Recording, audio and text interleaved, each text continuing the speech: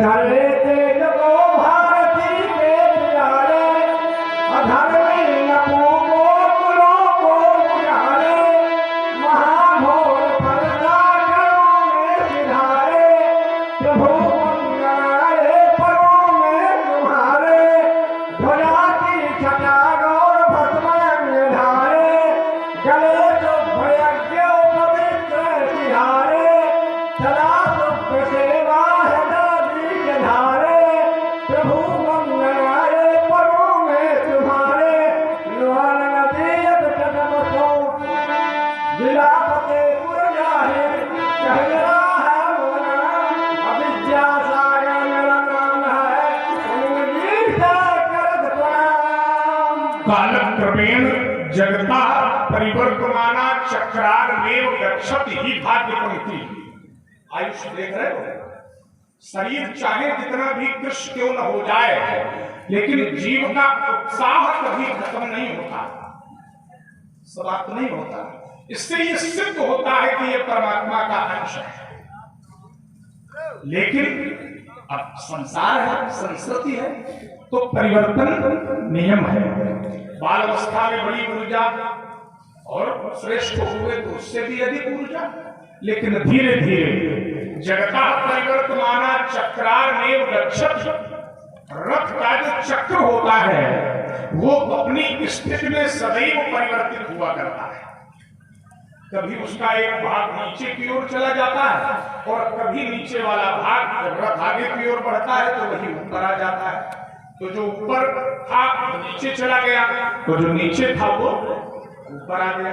यही संसार का क्रम है, कालक्रमेण जगता। लेकिन वयम अमृतस्य पुत्रः, हम अमृत के पुत्र हैं। ये मान बैठे हैं जड़ चेतन ही ग्रंथ पड़ी गई जगत मठा छूटत कठिन ही।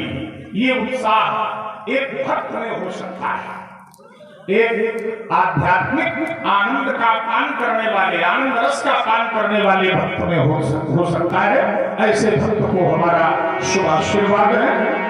स्वस्थ कुशल मस्तु चिरायुरस्तु गाबारि धन धाम समृद्धरस्तु आयुष्मान भव कल्याणमस्तु भव दिव्य जीवी भव। भगवान शंकर से मैं प्रार्थना करता हूँ कि वो इसी प्रकार आपके हृदय में उत्साह का प्रवाह करते रहे और सदैव आप परमात्मा के चरणों में निज जीवन को जोड़े रहे। हमारी मंगल कामनाएं आपके साथ, शुभकामनाएं आपके साथ। आशीर्वाद विराजे। जय हो जय हो। प्रातः काल की पावन वेला में भगवान भास्कर के प्रकाश को धूमिल करने वाले महात्मा भार्गव जी की गोरे तन पर है भस्म जुआ बुधा जटाओं का कटी पर शोभित लगा चर्मतोड़े और में कंधारो दाछोगा तो कंधों पर लटके दोने धनुष कर में कुठार है शरा हुआ आंखें दोनों इसी से उभरी मस्तक में त्रिपुंड है शोभायमान तो ऋषिरा जया पके आने से यह राजा तमन्ना पर है अमुख बोल नहीं कुछ बातें हैं मन ही मन घबराए रहे तो श्रद्धा समेत हे महामुनि मैं शरण आपकी आता हूँ और इसी राज मुझे अपना वृक्ष पर धूल लगा कि पार्वती के अतही प्यारे पितु के आज्ञाकारी शिव का दूजा शेष तुम शव ना कोई श्रेष्ठ पुजारी कीनी कृपा जस संभुत पर वैसी कृपा करो मुरारी और सिखा दो हमें भी वही विद्या जो शंभु ने तुमको सिखाई। ये कृपा दृष्टि करिए मुनिवर कल्पना कुंज के शतसधाम और विश्व विजेता ऋषिवर को शत शत हो मेरा प्रणाम। ब्राह्मण वर्ग में जन्म है कृष्ण कुमार शुक्ल नाम और श्री जय नारायण पितु का नाम मुनि को प्रणाम। संसार मोह रूपी रात्रि है, तो इस मोह रूपी रात्रि में योगी जागता है और भोगी सोता है। यही जग जामिनी जागई जोगी परमारथी प्रपंच वियोगी। और जो सोने वाले हैं, सोने का तात्पर्य केवल क्रियात्मक सोने से नहीं है, लेकिन यानिशा सर्वभूता नाम तस्याम जागृति शय्या।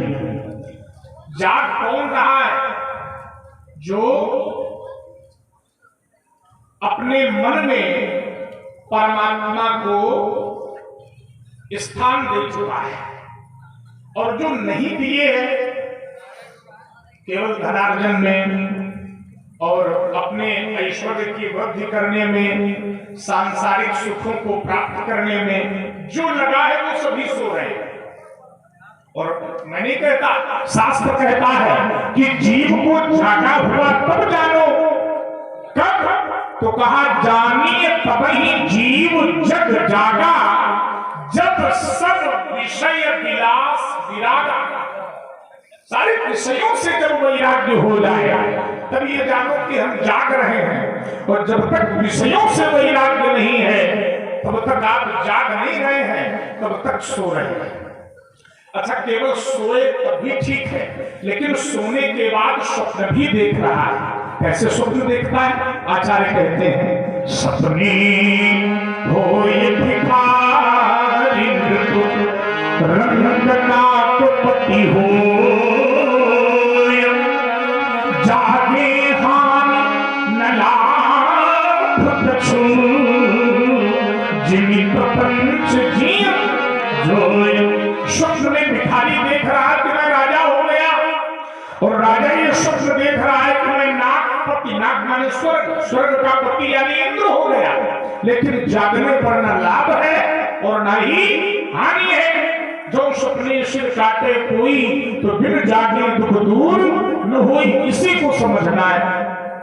संसार में जो भास रहा है भ्रम, इस भ्रम को समझना है। रज्जु यथार्थ भ्रमा, रस्सी में सर्प का जो भ्रम है, इस भ्रम को समझ लेना ही ज्ञान है। और जब ये विवेक हो जाता है तो मोह स्वतः समाप्त हो जाता है। होई विवेक मोह भ्रम भागा और तब रघुनाथ चरण अनुरागा।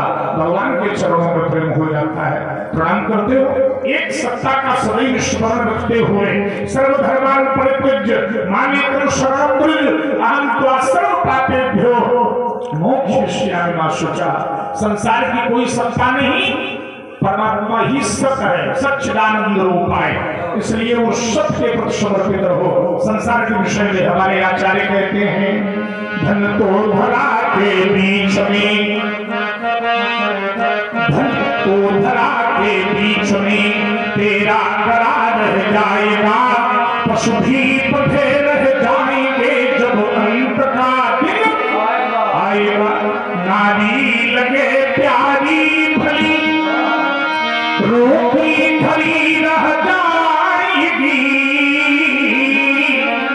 जिस देह पर तू कर्म करता यह धूल में मिल जाएगी। वैभव तुम्हारा, वैभव तुम्हारा इस जगत का काम ना कुछ आएगा, सब कुछ यही रह जाएगा जब अंत का दिन आएगा। सारे आनंद की एक ही जड़ है व्यास जी, भजन।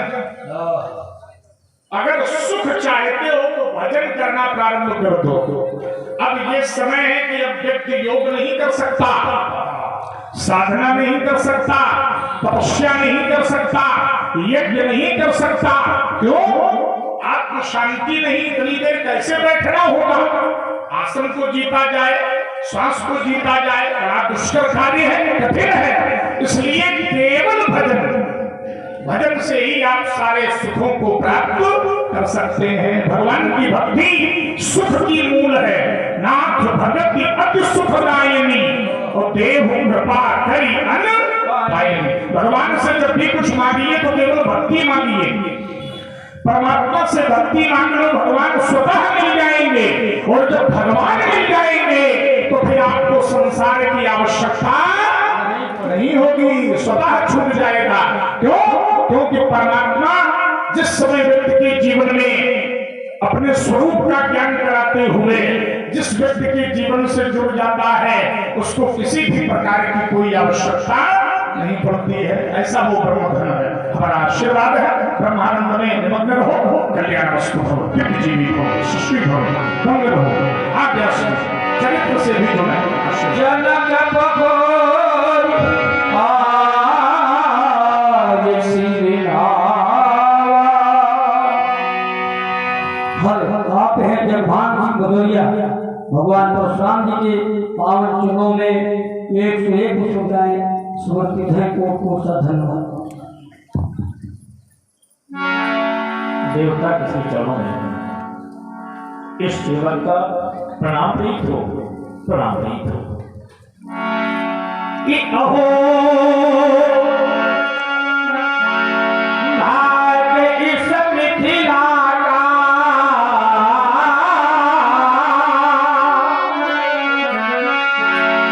हे तपोनिष्ठ आपका अभिनंदन। और मैं ही नहीं, ये कृत हुई मेरी मिथिला समाज कर रहा जनक है पदे बनूंगा।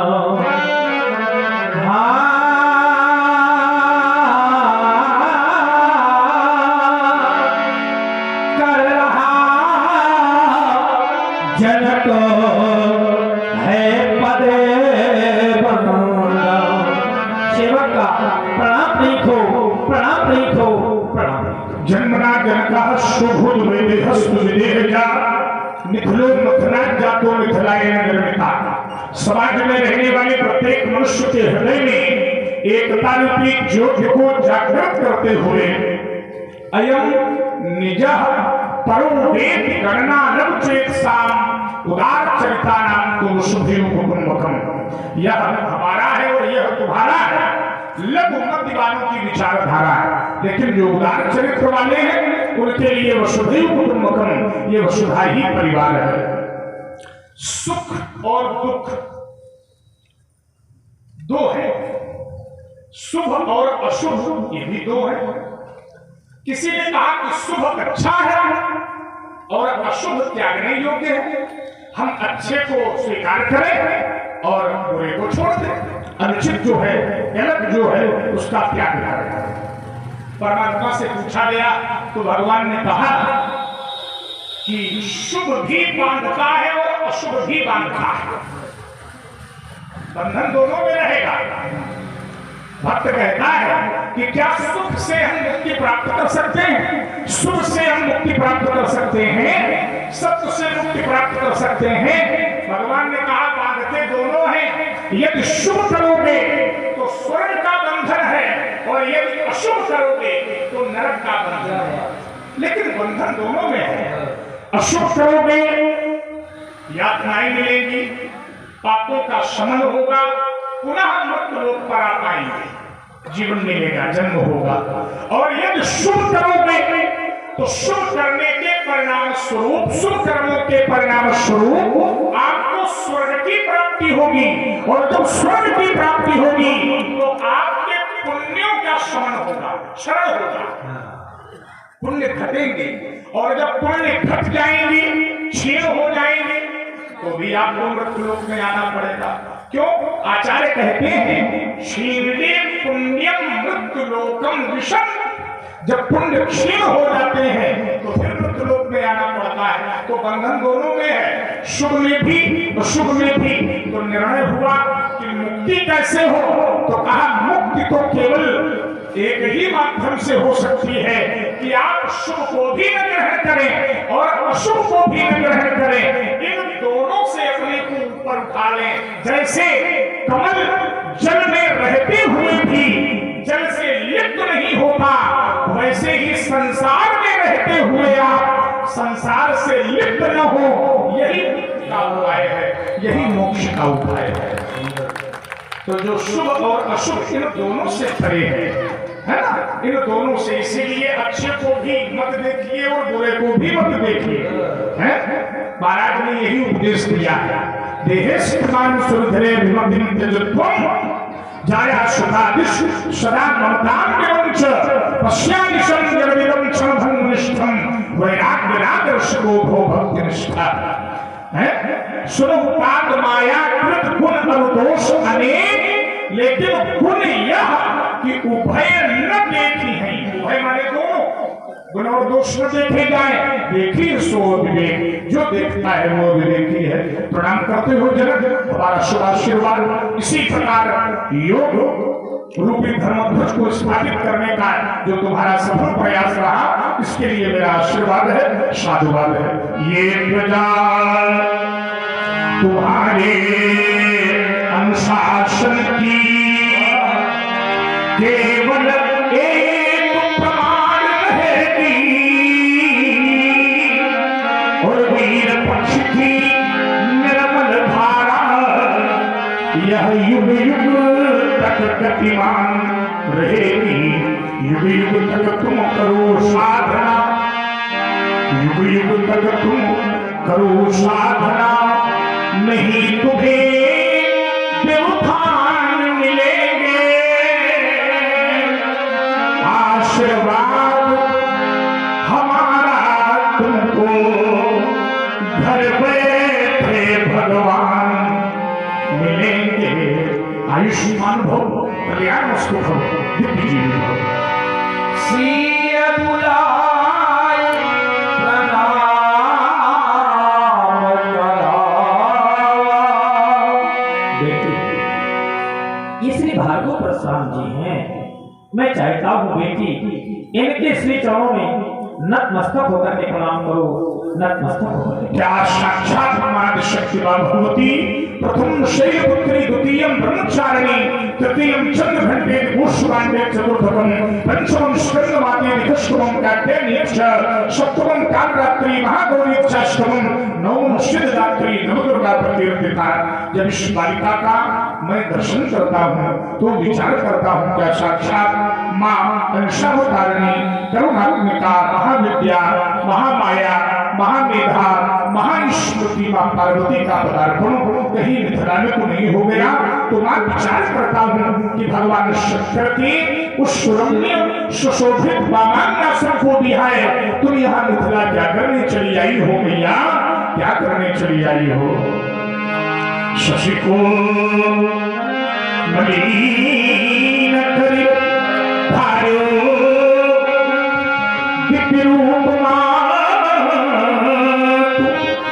मैया, शंभु को बिहाय तुम्हें मिथिला नहीं आना था। जुड़ी है समाज कुछ शिवद्रोहियों की भी यहाँ पर करने धर कृपाण और पर भी लाना था। फिर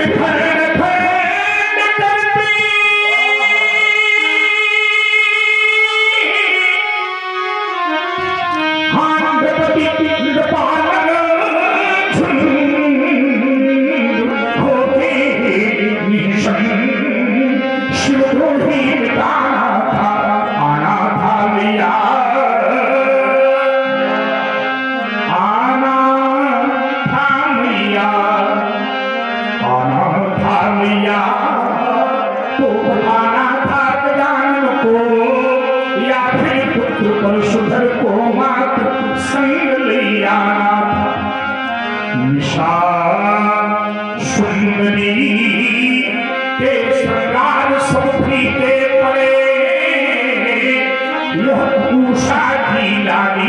उजाली सी दिखाती है।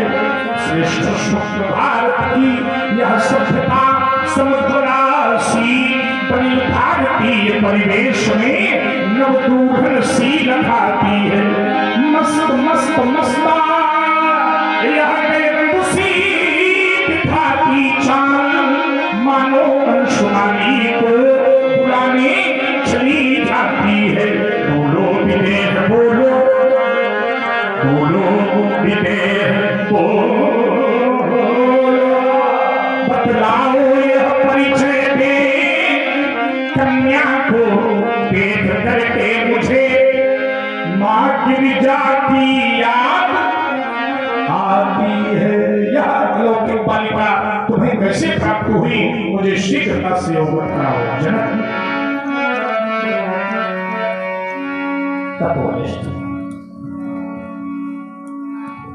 इस बालिका के जन्म के विषय में आप जानना चाहते हैं। व्यक्ति के जीवन में जब कभी परिस्थितियां आती हैं और उनका स्मरण होता है तो हृदय विलीन होने लगता है। लेकिन फिर भी आप जानना चाहते हैं तो श्रवण करें देवता, श्रवण करें। कि यही भांति कहूं अपने मुख से वो महफिल करने कहानी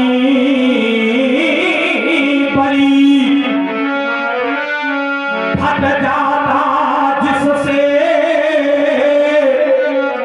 यह बात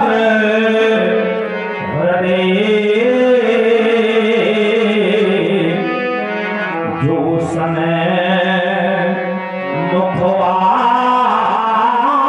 मुखवाज सुनानी पड़ी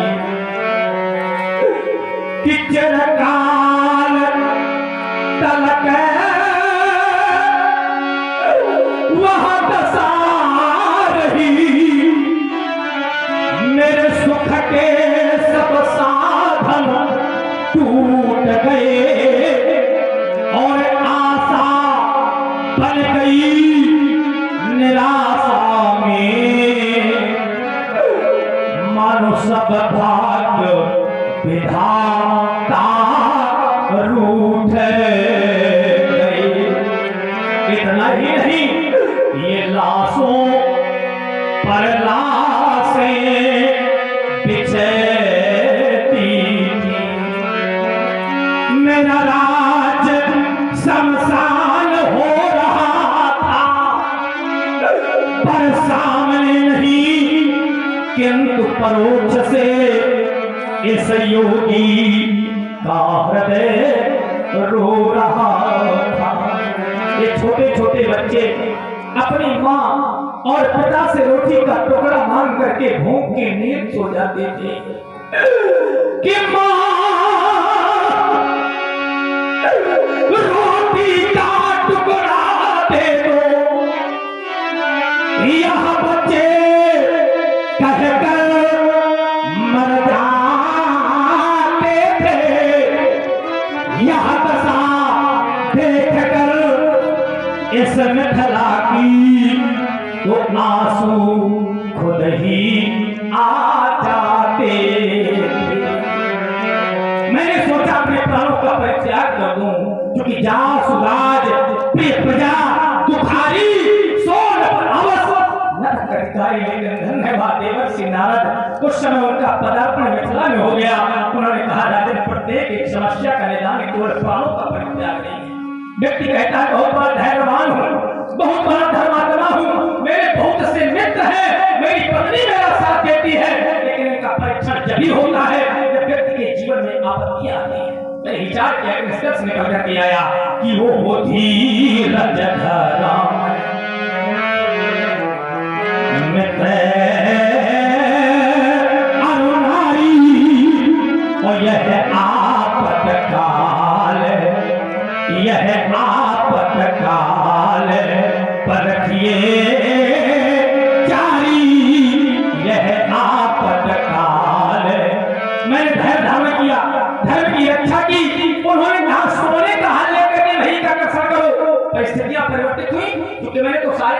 खाली कर दिए थे, लेकिन धन है वो सौराष्ट्र के राजा कुरु। उन्होंने कहा भ्रात परेशान होने की आवश्यकता नहीं है, मेरे पास स्वर्ण रथ रखा हुआ है, तीर का परीक्षण हो गया। उन्होंने कहा शपथ नहीं भाई का दर्शन करो। तब क्या हुआ, मैंने सुनैना से सम्मत ली, वो सहज तैयार हो गई। और क्या हुआ कि मैं